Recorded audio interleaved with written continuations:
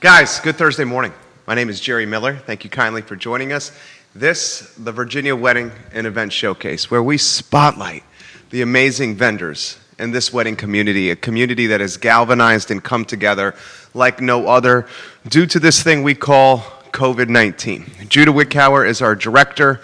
Judah, if you could go to the studio camera and let's welcome the star of our show, the fairy godmother herself, Barbara Lundgren. Good morning. Good morning. Did you enjoy your snack this morning? Okay, I'm going to brag about her. And you know what? Will you really quickly bring me one of those bags, or in fact the entire cooler? Bring the entire cooler, and I would like to see it on camera. Please, Judah. It's not presented well. Well, it just shows your generosity. No, just showing the plate. It shows your well. The plate is empty. Judah, you know we need the cooler. Come on, let's brag and let's. I mean, she's not going to talk about it. No, because Lloyd's going to call me out on it. Barbara Lundgren brought Judah and I fried chicken in a cooler.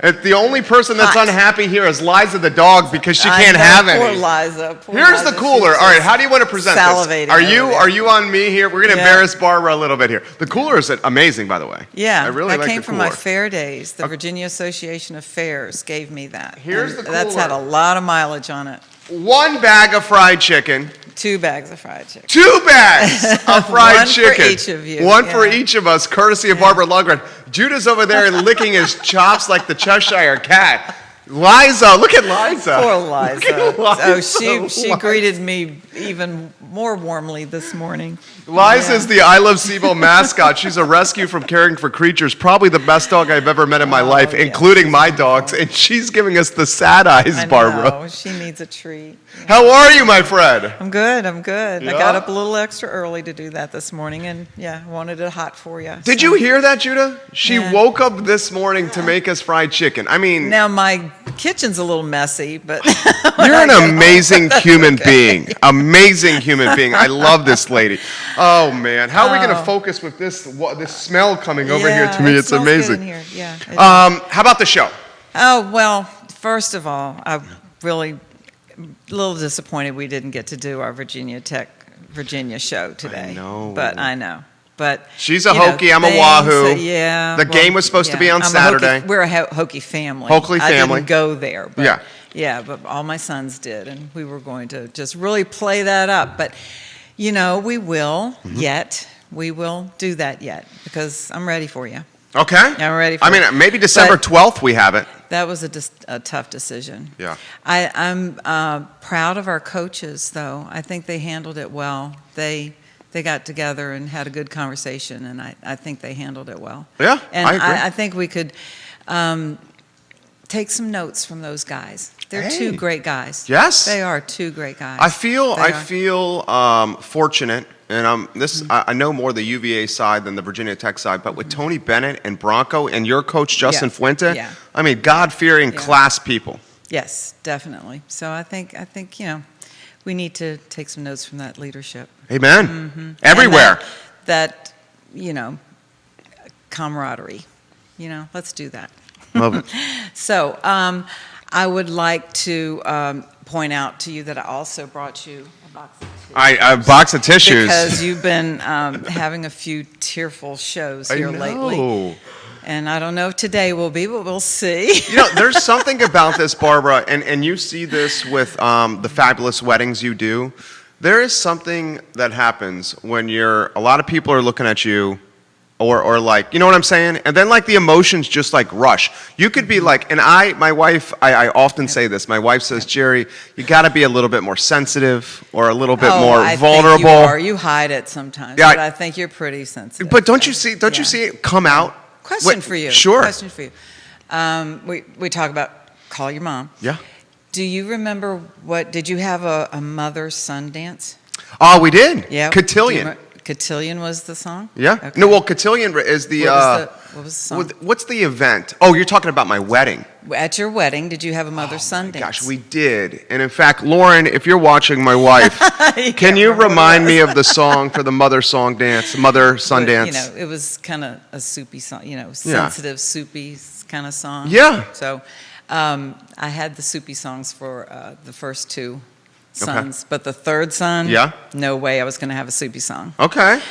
So what'd you do? It was Sweet Child of Mine. Wow. Sweet Child of Mine. Yep. The third son, everybody's watching. He was not the soupy son. It was like, I can't do that kind of, with him. It wasn't. So what'd you guys do? Just dance? Well, that was the thing. Because that's a tough song to dance to. The day before, we were getting ready for the rehearsal dinner and everything. I said, Jeff, we have to practice this. What are we going to do? He said, Mom, no, we're just going to fly with it. I'm going, everybody's going to be watching. I don't know what you're going to do.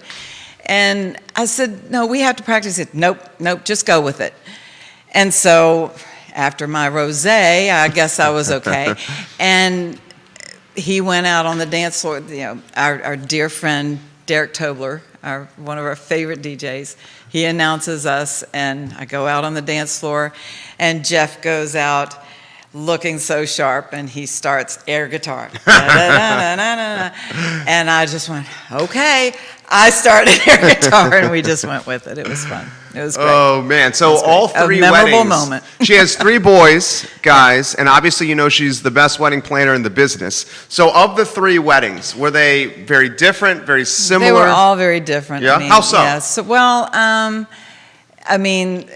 my boys are 10 years apart, so things have evolved since the first one. So they were all just very different. It was a lot more DIY for do-it-yourself for the first one. And the second one, we had a couple of those. And so we had one big one and one smaller one. And then Jeff's was kind of a blowout at Trump Grand Hall, where you said you got married. Right? I did. Yeah. I did. So it was, but they were all just equally as meaningful and fun, and Iris says, you need one of her outstanding pound cakes. Oh, I'm just saying. Already had one of those. Yeah, I did have it. It was for my birthday. Yeah. You and I had vanilla ice cream with it, and my son Trey absolutely loved it, and we put some chocolate syrup on it. Yeah. Good. I'm going to throw this to you here. You have 2 fabulous guests for this show. I do, but I have some other things. Oh, okay. Yeah, come on, Jerry, this is my show. That's right. And I loaded Judah up today, so we don't want to forget. We don't want to forget the Kibler Diaper Fund. That's right. So we want to put that up on screen if we may. And then I had another fun thing for you in terms of COVID. We have to make it fun sometime. So after that, he's going to show us a photo of the bus, the guy on the bus that is the snake mask. So he's on a bus, and he's wearing a snake, so that takes care of your mask and your social distancing all at the same time. You put that on screen. I'm going to cue it up over here too, Judah, in a matter of seconds. Crazy stuff. But don't forget the Kibler Diaper Fund. They are having triplets soon, and they need some help with. They are in the wedding industry. They have. There's our guy with the snake. So there's his mask, and people will definitely social distance. But every now and again, we're going to put that Kibler Diaper Fund up there for GoFundMe. We should do this. We got a GoFundMe link going. Yeah. Barbara Lundgren herself started it. Another sign of her fabulous, huge heart. The Kiblers, 3 businesses, 3 businesses in the wedding business. Community. So they've been hurting with their businesses this year, and everything comes in 3s. Yeah, that's sort of biblical too. Yeah, they're going to need some help. So we started this diaper fund. I didn't wear a T-shirt today. I noticed, but I wanted to talk to you about a little marketing thing. What is your most irritating or most inspirational commercial right now? That I created? Yeah, no. Oh, no. Okay. On just in general. Ads, commercials, whatever. Okay. Because one got to me the other day. Not got to me, got me. The ones we created, I really love the Interstate Pest and Service Companies commercial, where it's the 4 generations. Oh, yeah, and definitely. they pass it. Definitely. And also Dr. Wagner's. For the definitely. Ones that are out there, wow, that's a good question.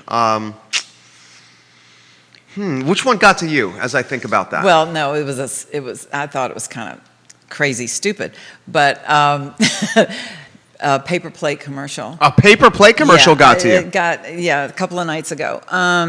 The guy is making a special dinner for his girlfriend, and he dumps the spaghetti in her lap.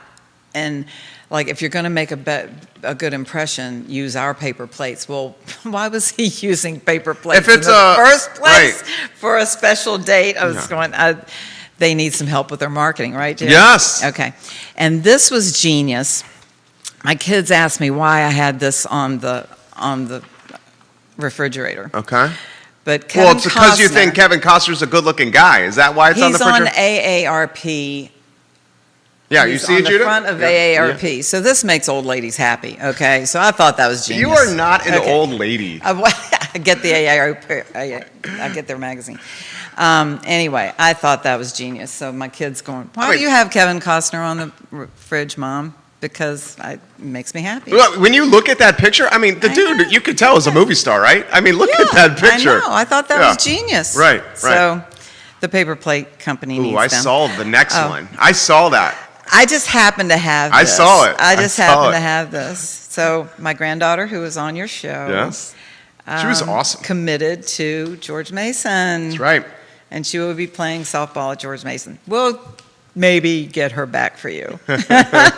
Anyway, proud moment for Grammy there.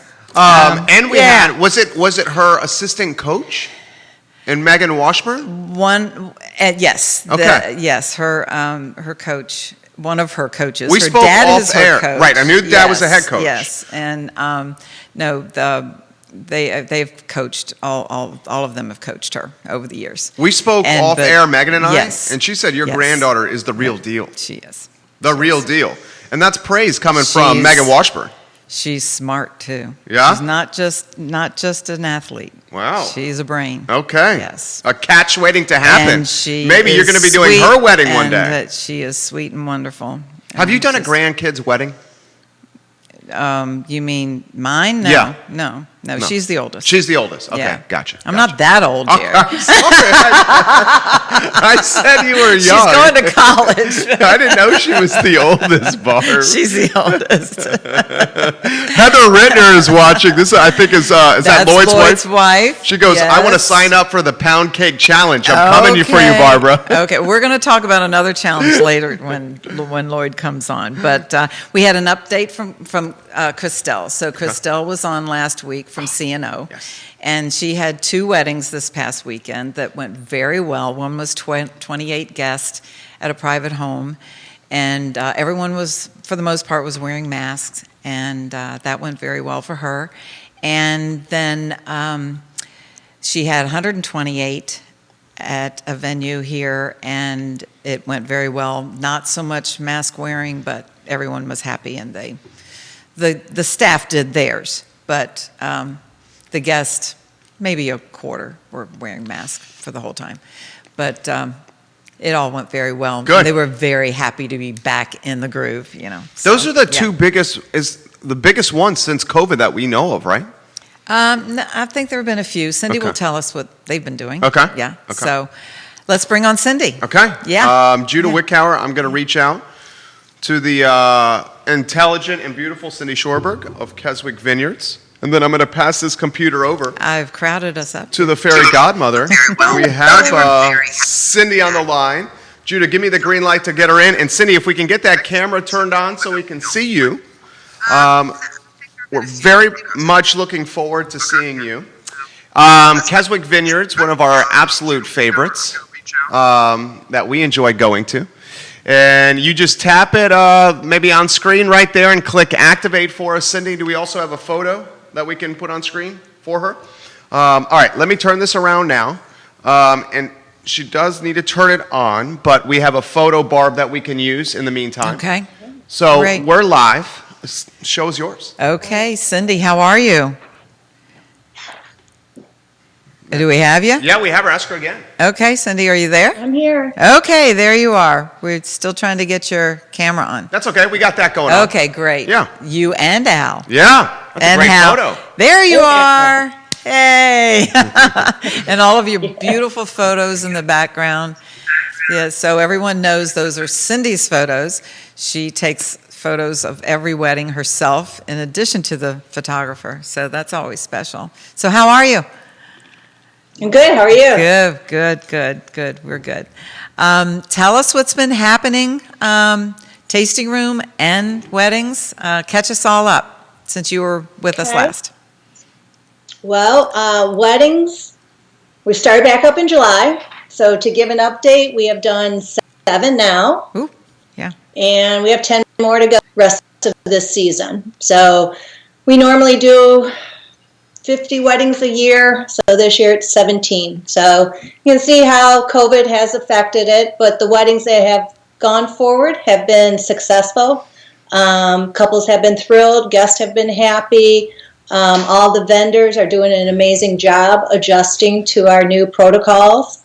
On our tasting room side, we've always had a large outdoor space, so we have really done a great job at providing safety for all of our guests that come. So that's a real big thing. When someone arrives, we still sanitize their hands, make sure they're wearing masks, take them to their tables. Whenever they're moving about, they're wearing their mask. When they leave, we're sanitizing their tables, waiting to 10 minutes for that to sterilize the surface and reseat it. So things are going really well. Everyone's very happy to be able to come out. And the big thing right now, it just seems because you're kind of getting used to this new normal, is to maintain it, not to let up on it, because that can be very easy to be like, oh, everything, because we're doing such a great job, everything's normal, but it isn't. So you still have to keep doing these extra steps. And I know I was out this week at Trader Joe's. Kudos to them. They are still amazing with their protocol and safety. And that's something I think your customers notice, they recognize it, and they will keep coming back to you if you can show them you're providing a safe environment and taking it seriously. Great. And you had the ambassadors show up, right? We have. Mm-hmm. They've come twice so far. Mm-hmm. So they show up with their little monogram shirts so you know who they are. And they look around, and they've been, very positive when they visit here, saying, that they'll take some pictures, they want to use us as an example for some other too. They drop off signs and things like that for us to put out. But yeah, it's kind of weird they're coming out kind of that often, but they're welcome to. What are the signs you're talking about? What kind of signs are they leaving? The ones you have to put up, staying 6 feet apart, the elbow mile code, about face mask rules. Social distancing, washing your hands, the standard ones you see on their website. They've just printed them like on an 8x10 sheet for you to frame and put around on your property, put at the entrances of your property. You got to put signs everywhere nowadays. And they're adding those to what you've already done. Yes. Oh, okay. Yes, but they're kind of mandatory that you have to have those out. So even on our wedding side, you have them there. Letting people know, for Albemarle County, this is the rules for us. All of those wonderful things that the brides love to have in their pictures. Wow, Cindy, you handled that a lot better than I would have. I'll tell you what, respect to you, Cindy. Yeah. You told me about one wedding that changed and changed and changed. Tell me about how that transitioned. Yeah. Yeah, it's... at the beginning of the year in March when all this started, I feel sorry for anyone in this business. Our phones were ringing, our emails. Everybody was fearful. Their weddings, what's going to happen in the future, postponing, questioning whether they should cancel.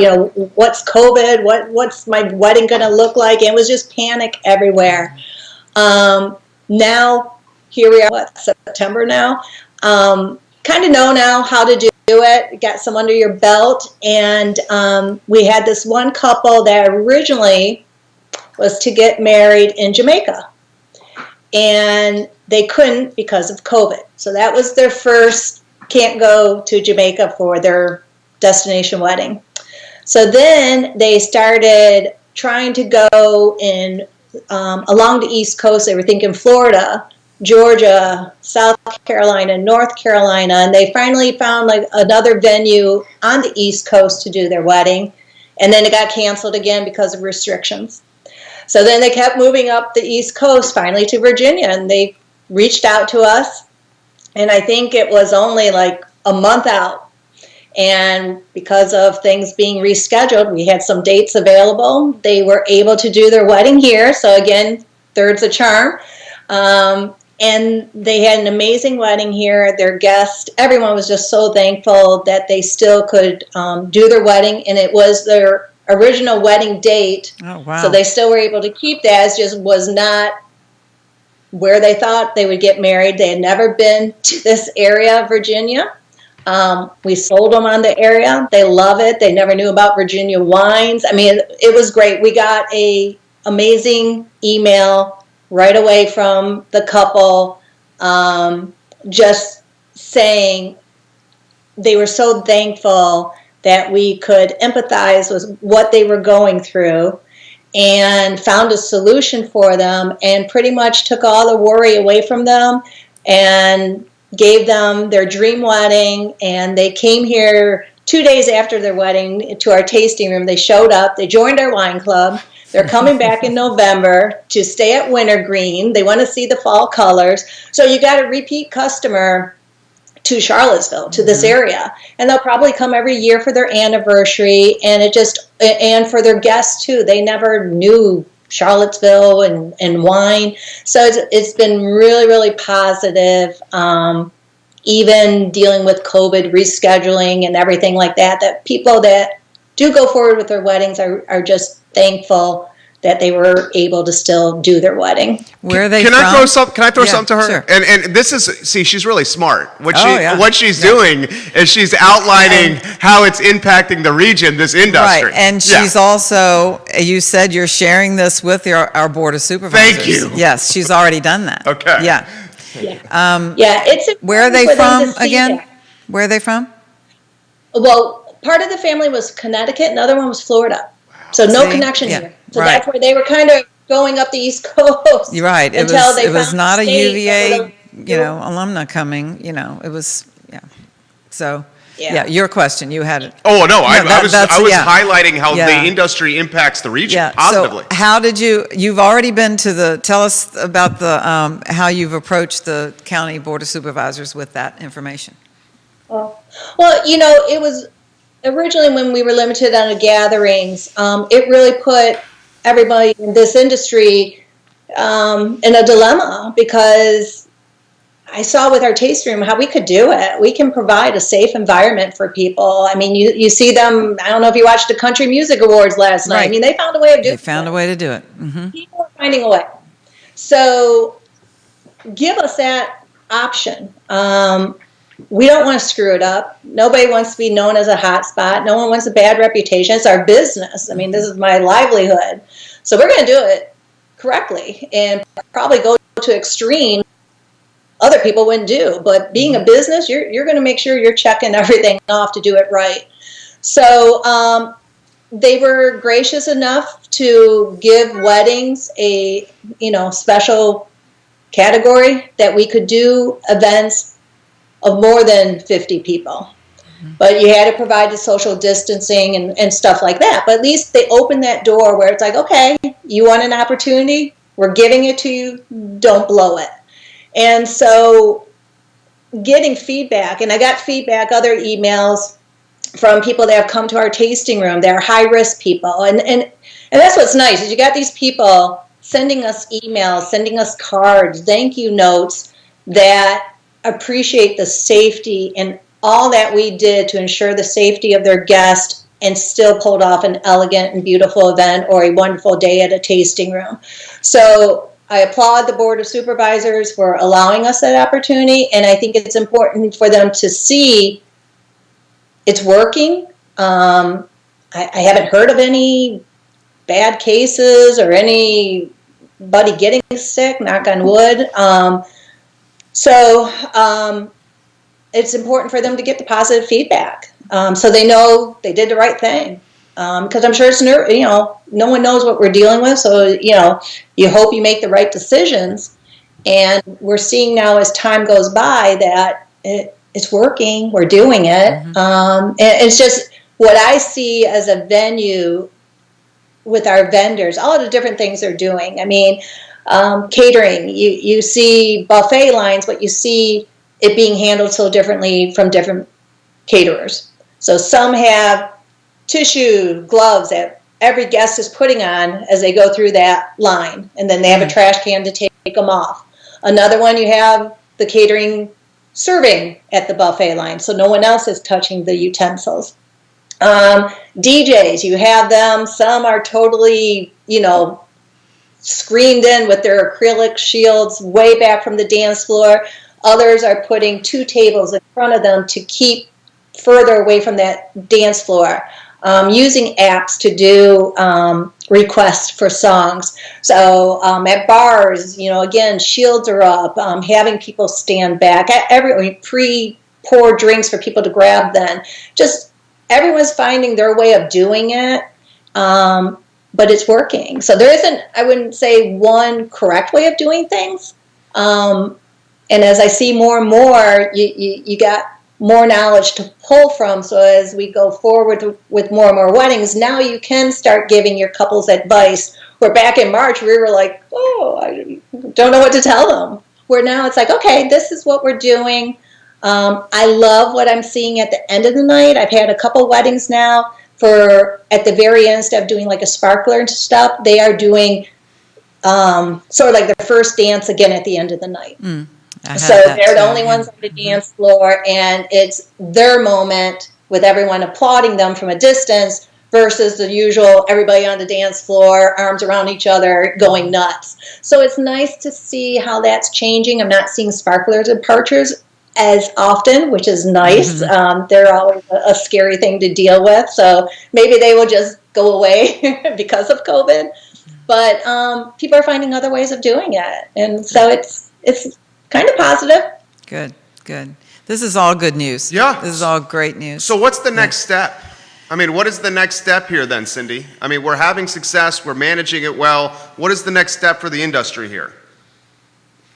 I think just keep doing what we're doing. I would say probably the biggest struggle has been getting employees to work. That's been trying.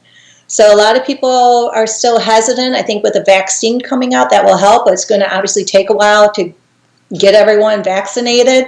So I don't think anyone, and that's what I'm saying is, as we do this more and more, you can kind of let your guard down, and we can't do that. It will come back to bite us. So you have to stay religious on doing everything we're doing now. And that would be my recommendation. And hopefully next year, COVID's behind us. But a lot of the things we're seeing, I think, are very positive things, too, that should still carry forward with or without COVID. So I'm seeing positive changes from it, not just negative. The negative has been the wedding sizes are not as big. You're not having a 200-person wedding right now. People are not wanting to travel and things like that. So most of the weddings are at that 80 to 100 mark. We have the restrictions, but state-to-state restrictions as well. We have that to deal with. Some people have to quarantine when they leave, so that's limiting them. But all in all, it's, like I said, and it's kind of funny, Barb, as an event planner, these brides have been through so much. So they've had their wedding dates moved maybe once, twice. 3 times, yeah.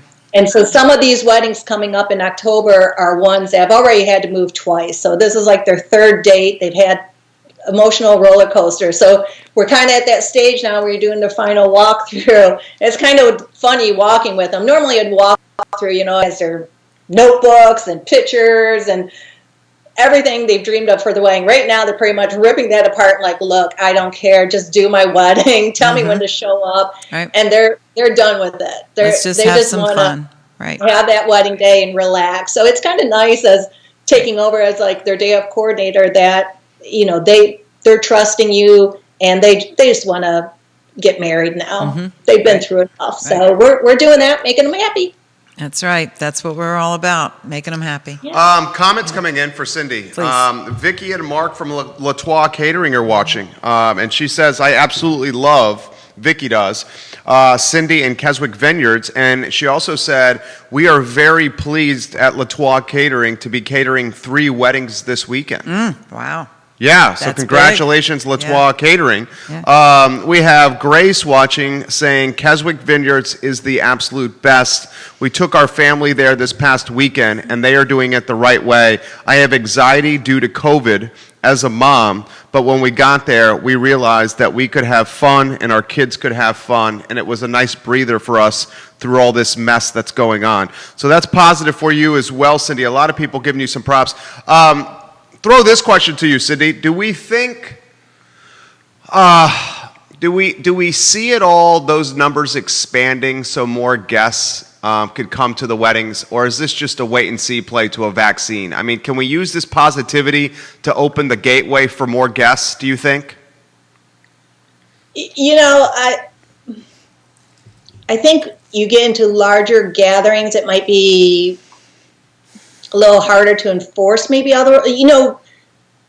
by doing all these changes, just serving food takes longer now because of all the protocols you have to do. So when you have more guests, it's taking more time just for anything, to get through, use the restrooms, to everything. So I think I still would encourage people to kind of stick with a smaller number and just have a great event with that. Maybe you don't have to extend your wedding list to, the people that you haven't really spoken to that often. Keep it intimate with your closest friends and family member, and that way everyone still is safe. I think I would still be a little leery of, large weddings, large events until there is a vaccine. I like that we're outdoors, so that makes me relax, knowing that, I got fresh air, that whether that being indoors is a bigger health risk or not, I just kind of feel that way personally. So I like being outdoors. I'm an outdoorsy person. So we're trying to figure out how to do that over at our tasting room for the winter months, because obviously social distancing inside our tasting room, we were one of the first tasting rooms where you were limited to 1,200 square feet. So you don't have much space in there. So we're looking to expand that to keep traffic coming in the winter months. So we're still adjusting our business for the next stage, because obviously we're still dealing with COVID. So would that look like, are you considering more tenting, or maybe using the tent over at the venue, the wedding venue, things like that, those considerations? Yeah, looking... We've always kind of wanted to expand the area over at the tasting room, so we're kind of looking more of a pavilion area. Great. That could be used year-round then. Nice. So, if we're going to do the financial investment, let's make it a smart one. And that's where sometimes just with a tent, it's sort of like renting an apartment versus buying a house. I think we want to buy the house. Great. This question's coming in about the ambassador program. Cindy, could you offer any perspective if the ambassadors were looking to do a gotcha, or were they looking to work with you here? Because, of course, everyone's concerned about ambassadors coming to private businesses. I think that's a fair question. Absolutely. What do you think, Cindy? Yeah, I did not get the feeling they were there for a gotcha at all. I mean, one, they're showing up in uniform, so they're not sneaking in as a secret shopper to do a gotcha. They're looking around. They're friendly. So I definitely did not get a negative feeling towards that. I just to have them come twice, like every other week, I think that's a little excessive. Yes. I don't know if they just have too many of them and they're able to do that, or if there's just not that many businesses to check on. That's kind of a lot. But they're going to do what they do, but they're welcome. They definitely are not sneaking in. Yeah. That's good news. Aaron Watson, the fabulous photographer, is watching. Aaron Watson says, we absolutely love Keswick and Cindy and Brian. I bet Keswick Vineyards is going to be one of the most popular venues now due to it being all outside. That was a great move. That's You'll have Aaron. more than 50 next year. Yeah, we definitely do. Yeah, we're at about 60 right now for next year. Good. So that's kind of Good a news. little scary on the book. More good news. Yeah. This is all good to hear. How about a final word, Cindy? Anywhere you want to go? Got some folks watching here. Anything you want to say? Gosh, I'd like to just thank the wedding industry. We're pulling it together. We're doing it. I think we're an example for other industries, for other states maybe that are still in lockdown or, are under tighter restrictions. So hopefully we can be a role model for those other locations. But kudos for the wedding industry for figuring out a way to go forward. No one is giving any issues about wearing masks or gloves and sanitizing. So I haven't even seen a guest really. I have had a couple come to our tasting room, unfortunately, that didn't want to wear a face mask, and you have to come to our location until you get to your table. So unfortunately, they kind of took a bad attitude and wanted to drop out of our wine club because of that and said they wouldn't come back, which is sad. But as a whole, for Al and I, we believe in the face mask. What's the big deal? If it can help keep someone from dying or getting sick, That's right. it's a no-brainer. I mean, really, it's not is. asking for much, people. So on a whole, 99.9% of the time, it's not an issue. But there's always that one jerk. Yeah, that's right. That's right. Well, thank you, Cindy. Thank you so much, and thank you for problem. sponsoring the show and being with us again, and keep us posted on the rest of what's going on and promotions and everything. Keep us posted. All right. Sounds good. All right. Take care. Bye, Cindy. Bye. Thank you, Cindy. You're the best. Have a good one. Take care. You too. Bye-bye. Bye, Cindy Schornberg. She's great. Yeah. Fantastic. Yeah, they're doing a great job. Right. Leaders. And help me understand here, or jog my memory, and I've learned quite a bit from you. The Schornbergs and the King family have been leaders in this industry Absolutely. From the beginning, right? Yeah, Kings came first. They were ahead of everyone. There was one other, I got to look that up again, before the Kings. Okay. But the Kings sort of drove everything, and Veritas, the Schornbergs, and the Kings have really been a driving force for everyone. But when we've had, so when I worked for the Schornbergs, we immediately went into the sound ordinance issues, and the Schornbergs and the Kings were right in there with the county. With those issues, and they work together on all of that, and have a few years later, the industry had to come together again on neighborhood issues, but they stick together. I mean, it seems it's so obvious, but we continue to have to emphasize this. This industry, what you guys do, everyone on the supply chain, I mean, so much positive economic impact for the region. They work hard. They really work hard, and they do it right. And it's a shame that, Cindy and I had this conversation yesterday about, it takes so much to have them recognize that impact. And it's the same as when you have a mom and dad come to you and go, well, I really don't know what I'm doing with the wedding, because it's changed so much. You need help with it. It's not like when I got married 40-some years ago and we did it at the church social hall. It's not that way anymore. And you do need help, and you can't do it on your own. You need help. Unless you go through it, and this is life, unless you go through it, you don't understand it.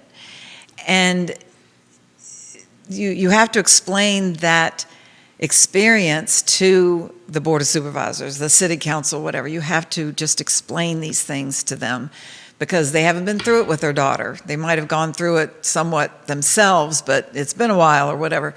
They just don't get it until they've been through it.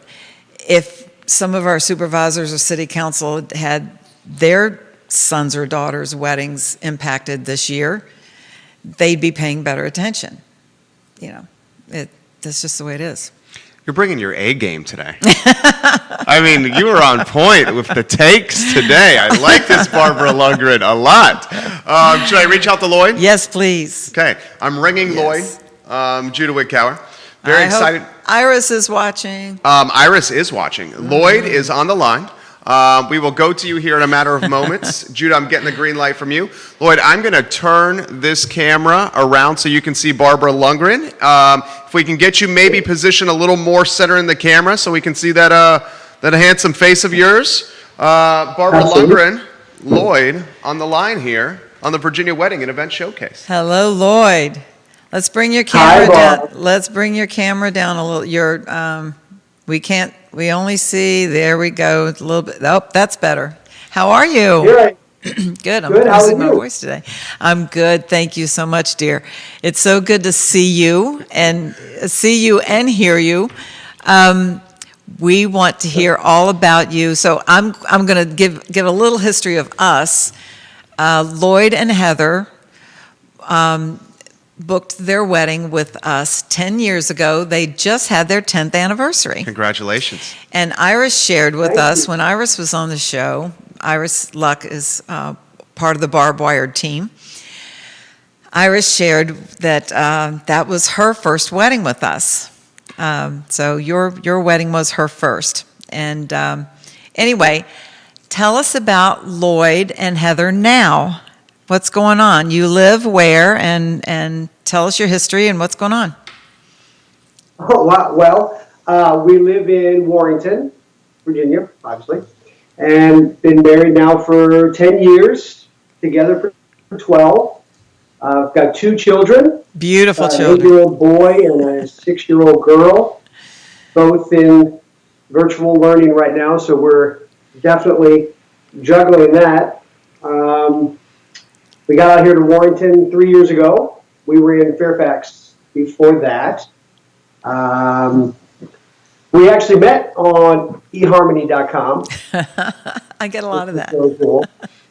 And found Barb because we were casually looking for, wedding planners and event planners. And I remember when Heather found your website, it was, we've got to contact her. And I went, okay, sounds good. She goes, yeah, she's got barbed wire in her logo. We've got to contact her. She's going to be cool. Catchy, huh? As it turns out, she was right. So, yeah, that's about us in a nutshell, I guess. So you tell us your history and tell us about your passion. We see that you're wearing a chef's uniform or whatever you'd like to call that coat. Chef Whites. Chef Whites, thank you. See, I tell you, I know just enough to be dangerous. So tell us all about you and what you're going to tell us about today. Oh, wow. Well, I've been in the restaurant business for just shy of 30 years. Wow. And started at Ruby Tuesdays when I was 14. And I'm from New Orleans, Louisiana. I'm Sicilian from New Orleans, so my entire family has been in the restaurant business in some shape or form. My great-grandfather was actually Diamond Jim Moran, who owned the La Louisiane restaurant in the 1950s in New Orleans. My grandfather was Jimmy Moran Jr., who had Acme Oyster Bar and Moran's by the Riverside. My great-uncle was Tony Moran, who had Tony Moran's on Bourbon Street, and that restaurant is actually still there today. So a long line of restaurant people. I have really fond memories of being 6 and 7 years old, going to my aunt's deli before school and helping her. Well, I probably really just made a mess, but helping her in her kitchen when I was a kid. And I've always been fascinated with restaurants and food. And I begged my parents for a job when I was in high school. And the deal my dad and I made was as long as I had good grades, then I could get a job. So I started bussing tables and fell in love with the kitchen really fast. So been in business for almost 30 years, worked in kitchens for many of them, including in Disney World, a few other places. And now, since COVID and everything, I'm home now and started a YouTube cooking channel. And my big thing is I get a kick out of going out to eat, and when the food hits the table, I love the way it looks. And I always wonder if I can make it look like that at home. So my big thing with the YouTube channel is I'm trying to teach people how to make food at home look like it does in a restaurant. Cool. It doesn't need to be complicated. You know, it doesn't need to be a fancy dish. It could just be meatloaf and potatoes, but it looks a certain way when you're paying for it. And I want to show people how to do it at home. Yeah, and he does. That's amazing. The YouTube videos are great, and he makes it simple and like, oh, I can do that. That's what he does. And I saw you fried chicken, so I thought that was cute that I just made fried chicken. Well, that's how we connected this week. So Heather put on Facebook, oh, you have to see the fried chicken video or the YouTube on the fried chicken. I went and I challenged him. I said, wait, I can challenge you on the fried chicken. And so we went back and forth and, some smack. And so now we have a fried chicken challenge. And this all came together when I was planning to bring you fried chicken. So we have a challenge on for fried chicken. I think we're going to. I'm happy to judge that challenge. I'm happy to judge that challenge. Judah is too. We have two completely different methods of frying chicken, but it's Grammy's and it's Lloyd's. So, but yeah, we're going to put together this fried chicken challenge. That's a great idea.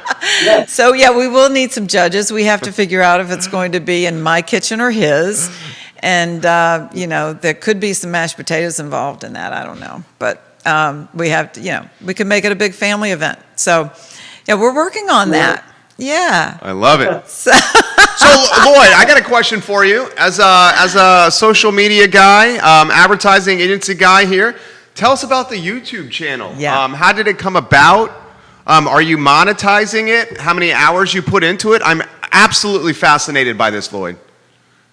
Well, to be honest with you, it started in April. My wife has a very uncanny ability of making dreams a reality. Wow. And I always talked about wanting to make a cooking show, have a cooking show, do a cooking show. And I've talked about wanting to write a cookbook and what have you. And, I'm the oldest of 5 kids, and my wife gets a kick out of watching all of us and thinks that all of us should be on television. And when COVID hit, I've always said that nothing could kill the restaurant industry. And they found something that could really mess us up. Yep. And it hit, on a personal level, it hit me very hard. And I got extremely depressed. And I was in fine dining. I ran the Morton Steakhouse in Washington, D.C. at the time. And my wife came home on April 23rd, which is the day after my birthday, and handed me a notebook and said, "This is your birthday present." And the notebook said ThinkPad. And I'm looking at it going, okay, I know her, there's got to be something to this. So I flipped it open, and it was all this, your username and password and all this information. And I wasn't sure what it was. And it's your YouTube channel. And I went, oh, wow. Wait, my what? And she goes, your YouTube channel. You want to make a cooking show?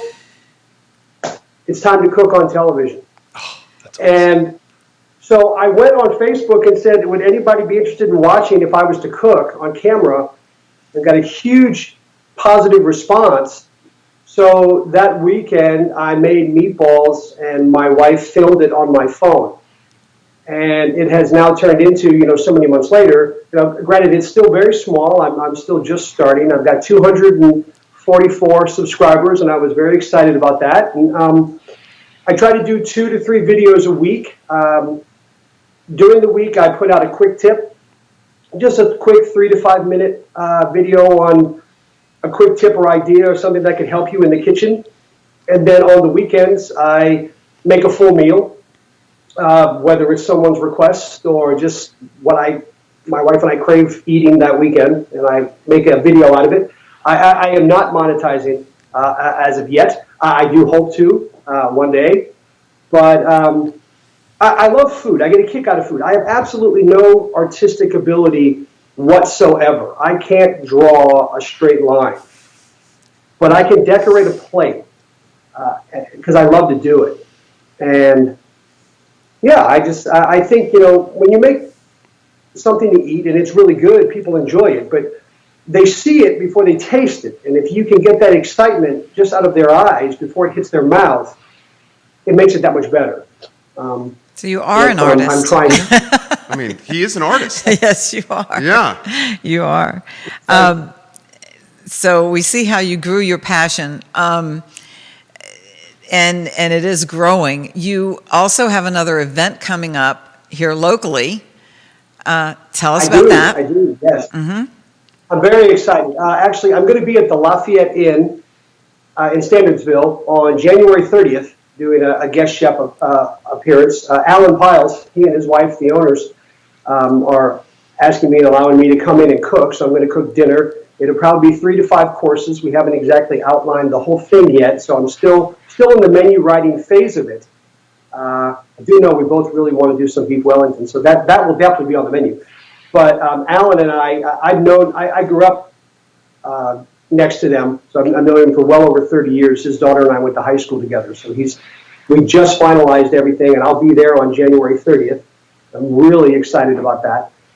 And I'm hoping to book other things. I'm actually hoping to start doing some virtual cooking classes, whether it be on Facebook Live or wherever.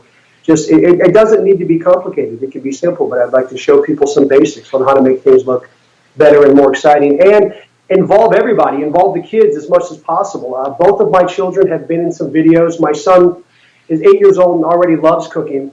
Tomorrow we're going to make corn dogs, and I've got all the kids in the cul-de-sac coming over, and they're going to be part of the video. That's awesome. I know, fun stuff. I'm going to get as people involved as possible, especially the kids. And I'm also going to start cooking. I want to start another segment called In the Kitchen with You. Right now, my segment's called In the Kitchen with Lloyd. I'd like to start calling a separate segment In the Kitchen with You, where I go to other people's homes and showcase their kitchens. It's my favorite room in the house. If I come to anyone's house, I always want to look at their kitchen. And there are some gorgeous ones out there, and I'd like to showcase them and at the same time, cook somebody a meal and show people how to do it. So I'll be doing that starting next week, actually. Would you not get frustrated with the tools in their kitchen? Because, some of mine are very old. Or would he bring his own? Oh, would you bring your own? Yeah. I would absolutely bring my own. Okay. If and when needed. Because I'm obviously familiar with my own. You would hate my knives. But I also get a kick out of. You would hate my knives. Yeah, our knives are from credit card points, Paula Deen knives that we got from Visa. I don't think he's going to like those. Yeah, but mine are old, but I love them. The knives, I'd probably definitely bring my own knives. Yeah. But I love going through drawers and trying to figure out what's what and what's where. So I would definitely use other people's tools, and especially, like you said, yours are older. To me, that sounds like a lot of fun. Okay. So, yeah. I cook at my mother's house, and I've been using her knives. They're the same knives for over 30 years, and they're fantastic. So I would get a kick out of it. Oh, this sounds like fun. Lots of fun. My brain is going 100 miles an hour here, and I love this guy, and I've never met him outside of talking to him through this interview. You fall in love with Lloyd instantly. This is serendipity waiting to happen, and here's what I mean, it's serendipity. Lloyd, I would encourage you and your beautiful better half to go to the iloveseville.com to the bottom of the page and click Media Kit. I think there's a joint venture waiting to happen here where we put Lloyd in front of a heck of a lot of people and spread the Lloyd brand. I would love it. There we go. I would love it. Dreams come true. No, seriously, I think we could really help get his brand out there, and we don't have a cooking show. Throw this to you, Lloyd. It is a wedding-focused show. Anywhere you want to go on this topic, weddings, events, restaurants, music, those categories hammered harder than any in COVID. We're a platform of hope and positivity here. Your thoughts on what we got to do to be positive, keep the ball going, and, pray to the Lord we eventually get out of this fog called COVID-19? If I was to give one message of hope or anything, I would say that my initial thought, like I said, was nothing could ever kill the restaurant business, and then COVID came along. Never say and never. Yet, so many months, 3, 4, 5 months later, restaurants are still open and or reopening, and new ones are opening. So I was right. Nothing can kill the restaurant business. It just needs time.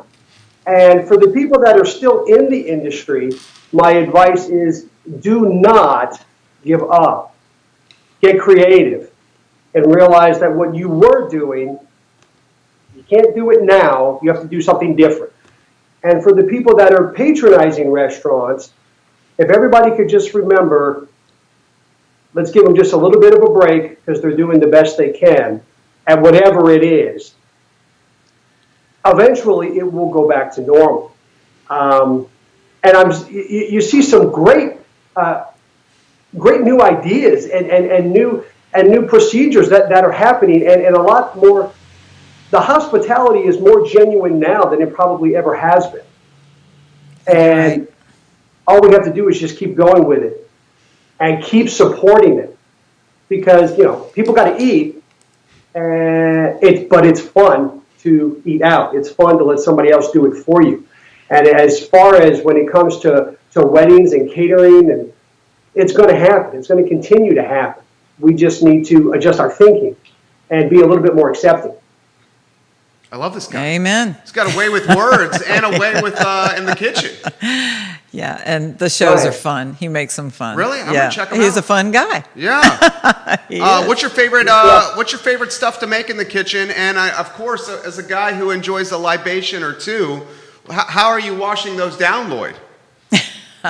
Well, to be honest, let's see. When it comes to what I like to cook, it has been said many times you should always cook what you like to eat. I'm Italian. I love pasta.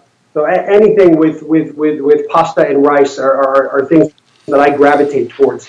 When I worked in Disney World, I worked in a Polynesian restaurant, so I was constantly tossing stuff in a wok and throwing different types of pasta in it, and just fell in love with all the flavors. So I think I would say I love cooking Italian and Asian food, because I love all the flavors that come with it. And I love how the common misconception is that Italian food is always so heavy, and it doesn't have to be. So I love trying to figure out how to make it lighter, yet still have that rich flavor. So I love those. And then when it comes to the libations, I'm not a drinker anymore. So these days I steer towards other sorts of beverages, but having been a wine sommelier for many years, I get a kick out of pairing meals with different wines. And there are a lot of times bourbons, believe it or not, for people, because I think sometimes some of the stuff I come up with makes people go, wait, huh? Because there's so many misconceptions and misnomers out there on how to pair things. Everybody figures red with meat and white with fish, and that's not always the case and not exactly true. So you'd be shocked how to change people's minds and get their different perspectives. Very good. Thank you, Lloyd. Yeah. You're the bomb, and I so enjoyed having you today. And Thank looking forward to frying chicken with you. Oh, I can't wait. We should do the fried chicken challenge here. We might do that. Oh, In front of all these here? cameras. Oh, we have to be in the kitchen. Yeah. Yeah. I gotta Okay, figure we'll that figure that out. out. I will figure that out. I need a pot of flour and a pot of grease. Yeah, I know. Okay. Hey, Lloyd, you killed it. Let's connect. Yes, please. Okay. Thank you. You have a good one. You too. Bye-bye. Thank you, Bye-bye. Lloyd. He's great. He is great. Judah goes, I see Jerry's wheels turning. I know. Judah's I've seen getting this scared for 8 over there. years, working alongside this guy. Good Lord. Look. He sees the 7 days a week thing happening. He just did a big gulp and his Adam's apple went up and down. Judah Wickpower is the director of Now our we show. have a cooking show. He and I have worked together for 8 years and change. A brother to me. Jacqueline Greiger says you can fry chicken anywhere. Yeah. I'm sure you can. I know. I'm comfy in my kitchen. I'm not a chef, so I'm just Grammy. You know, we're at the back part of the show. Yeah, we are. We are. Okay. Yeah, we have some good things And coming we can up. go as long as we need. Okay, well, I don't want to go all that long. I have one other good thing coming up. One of my couples is getting married on their date. They've invited me to their Zoom wedding. Well, We're going to do wedding? Yeah, yep. They've invited me to their Zoom wedding on the 26th. We will have their celebration next year. But yeah, that's I'm excited about that. That meant a lot to the fairy godmother that I was invited to their Zoom wedding. I bet you get. And then I got a call from one of my moms this morning that the twins are on the way. Mom is in Mississippi and the couple is here. So I might be helping out with the twins. That's one of our couples. So I'm going to try to help them out. Anyway, we just stay connected. It's just, it's really fun. Really fun to have other family, you're you not connect a as planner. families. You're not a wedding planner. You're we in the become family. relationship business. Yeah. Literally and figuratively. We do. We create relationships. We do. So yeah, it's the consultant part in me, and yeah. Anyway, we have some changes coming, but good things. So today will be my last show for a while. Yeah. So I wanted to let people know that we won't be around on Thursday mornings for now. Jerry and I will be talking about, possibilities later. But I'm now facilitating virtual learning for my 2 grandsons. And I want to be around for my family wherever needed Family right first. now. Family first. So that's 2 to 3 days a week, depending on the week. You're doing 2 to 3 days a week of virtual facilitation with your grandkids. It depends on the week, yeah. Man, because, you are amazing. They make it easy. They're 11 and 12 years old, and they're very responsible. So it's not horrible. But I'm there, and I'm making sure that they're focused and they are lucky to have and you. And I make lunch and and then we run to football and then we run to piano and we just run. So, but it's a blessing to me. It's a blessing to me, and I'm working on my own business plans. So I need to take a break from my Jerry time. Okay. But you're going to be missed. I thank you for having me do this, and I want to thank Keswick Vineyards again. Absolutely. For all that they've done and for all they've done over the years with me. So I'm going to get choked up. But I worked with Cindy and Al for 2.5 years when they were first starting events, and they taught me a lot. Like we talked about last week, Cindy moving a ceremony in 15 minutes when the clouds clear. She taught me how to do that for one big thing, and we still do that when we do weddings with her. But they're just great people, and I just want to thank them for supporting us here. I want to thank my Barb Wired team for being there. Iris and Lauren and Vicki joined us here, but there's one other unsung hero that's been supporting me, and that's Rona. Rona Huntley has been a great cheerleader in the background here lately, so I don't know if Rona's watching today, but she will watch. I think she's virtual learning right now. But everyone who watched the show weekly, my high school friends have been out there, and Bashir, oh my gosh, Bashir was just wonderful yesterday, and Ray Cadell. All of my buddies that have been watching every week, thanks for supporting us here. And every week I've talked about my mentors, not my mentors, but we've been bringing up mentorship, and I wanted to shout out some of mine. Please. Ed Vasilchik was my, I'm glad I brought the tissues. Ed Vasilchik was my manager at Morven. Morven is now owned by the university, but I worked at Morven Estate under John Kluge, and I worked for Ed Vasilchik, Curry Roberts, and Elton Oliver for 10 years. And Ed was my manager for 8 years, and he helped me to learn event planning, and he named my business. And Curry and Elton, Curry Roberts, who was once the state fair president or director, and is in Richmond. He connected me to the county fair and broadened my horizons there. And Elton Oliver is still at Morven, and he and his family have supported me. And I worked for him as the director there in the last years. Frank Keplinger was, he's not on Facebook much, but I hope he'll get to see the show. He worked with me at the county fair, as did many, many people. I can't name them all, but Frank was one of the guys who said we had a microburst come through. We had 5 years of rain at the fair.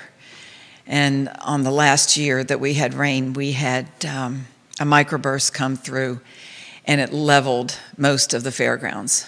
The fairgrounds, back in that day, we built it in a week, we ran it for a week, and we took it down in a week.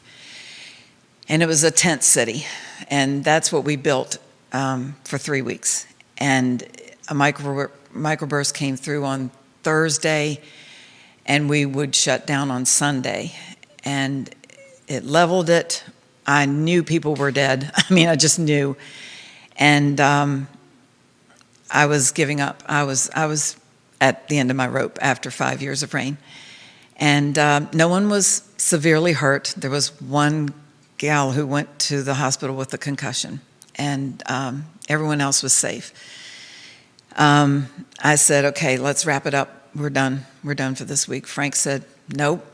Everyone rallied, and we got open again for the weekend. And that just meant the world to me. He and so many people. That was when the fair hosted 30,000 people, at 30 to 32,000 people. And Frank was just a rock, and he taught me a lot. I'm going to shout out to Iris Luck, who has been not only a great friend and colleague, but just a great business support. She's just always there when I need her, always there. It might be a couple hours, but she's there within a couple hours to hold my hand and get me through anything personal or business. And she is just everything to me.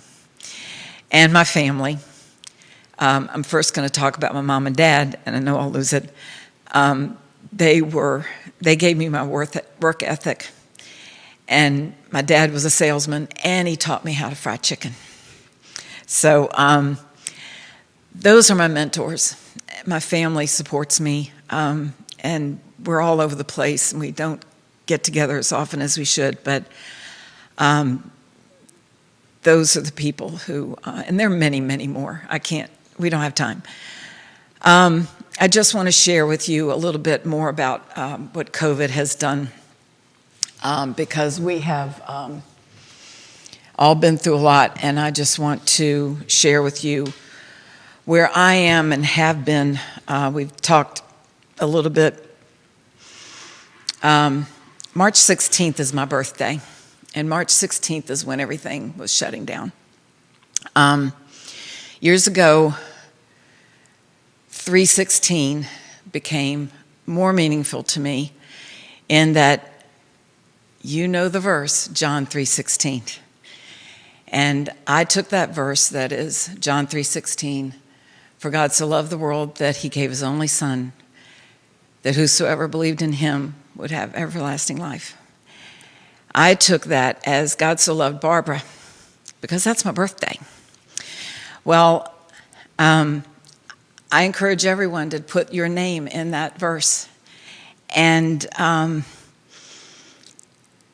for God so loved Barbara, and for God so loved Jerry, and for God so loved Jonah. And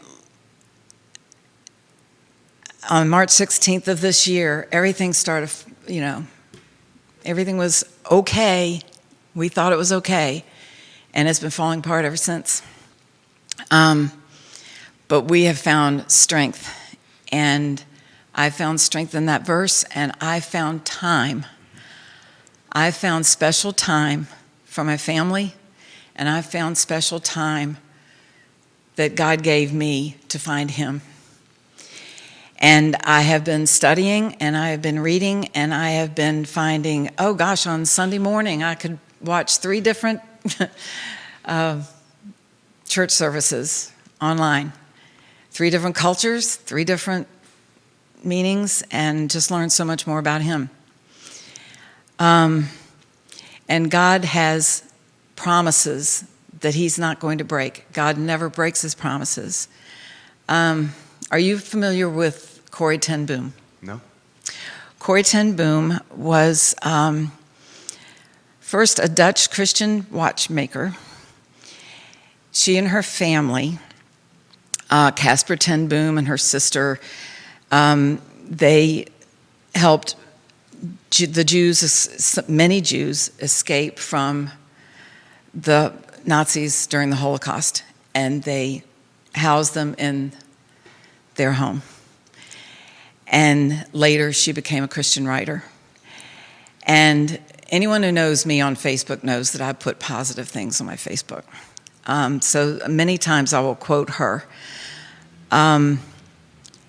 One of her quotes is, "Let God's promises shine on your problems." And I have tried to hold on to those promises. The promises just in the last week came up in some of my readings, and we lose sight of God's promises.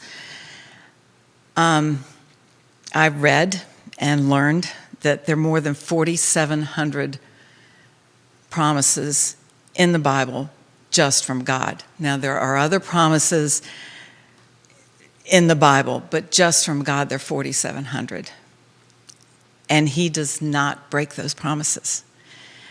So anyone who's hurting, anyone who is looking for answers, I just encourage you to take this extra time that you might have and look for those promises, look for those answers, read, study. There are resources everywhere.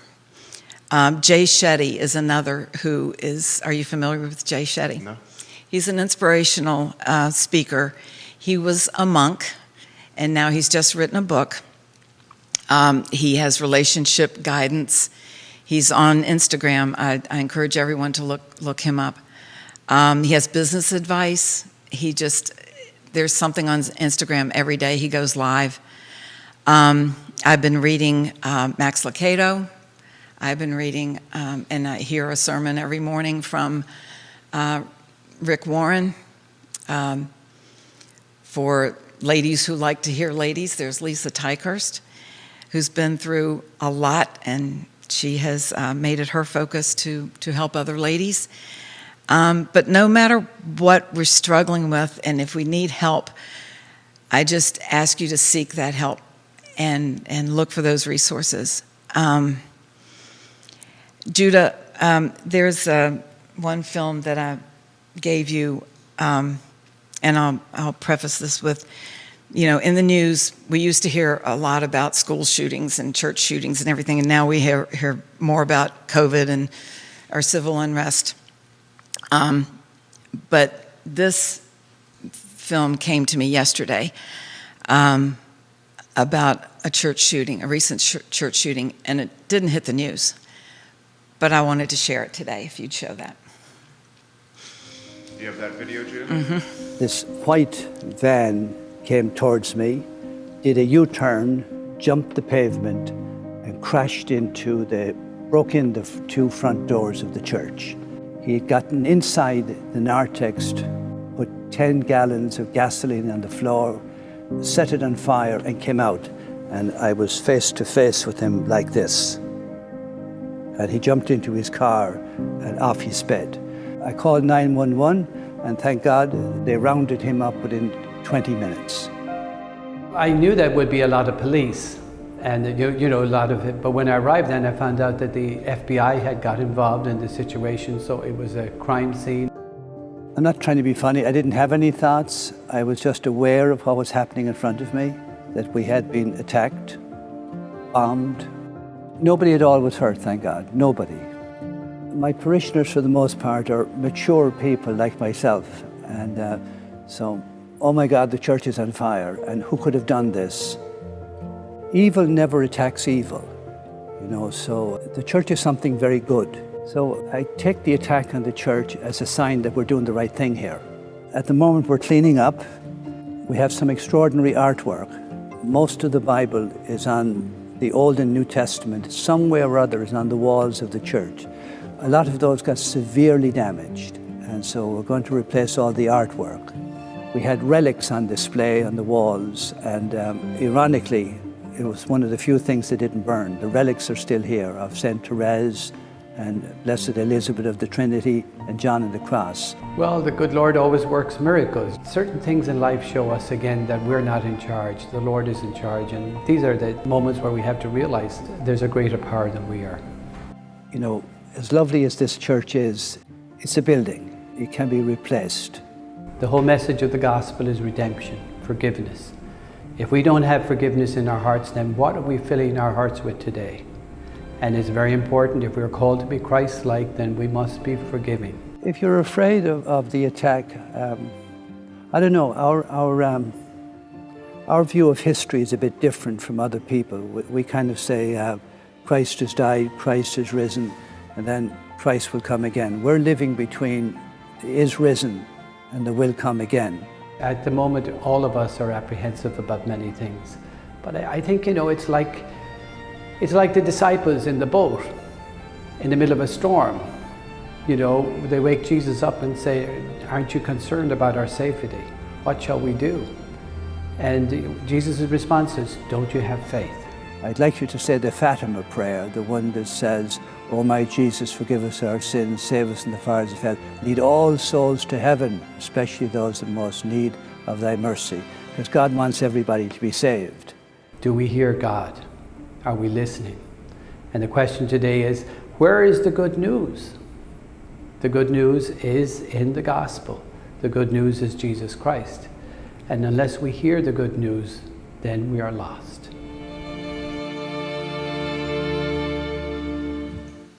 Okay, we're back. Okay, so, those are some things that we don't hear about in the news anymore. We're just overshadowed.